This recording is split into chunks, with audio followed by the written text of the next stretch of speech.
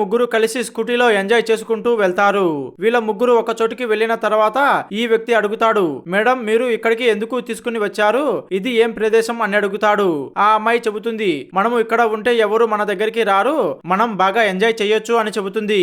అందుకు వీళ్ళిద్దరూ సంతోషపడి ఈ వ్యక్తి ఆ అమ్మాయి మీద చేయి వేస్తాడు. అంతలోనే వేరే అమ్మాయి వచ్చి వాళ్ళిద్దరిని పట్టుకొని మీరిద్దరి పని ఈ రోజు అయిపోయింది అని చెబుతుంది. ఈ వ్యక్తి ఎవరు మేడం మీరు అని అడుగుతాడు.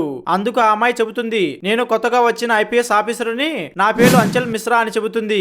ఆ మాట వినగానే వీళ్ళిద్దరూ ఆశ్చర్యపోతారు. ఈ పోలీస్ అమ్మాయి వాళ్ళతో చెబుతుంది, మీరిద్దరి పైన చాలా రోజులుగా ఫిర్యాదు వచ్చాయి, అందుకే నేను ఈ అమ్మాయిని పంపించి మీరిద్దరిని రెడ్ హ్యాండెడ్ గా పట్టుకున్నాను అని చెబుతుంది. అందుకు ఆ వ్యక్తి, మమ్మల్ని క్షమించండి మేడం, మేము ఎప్పుడు ఇలాంటి పనులు చెయ్యమని చెబుతాడు.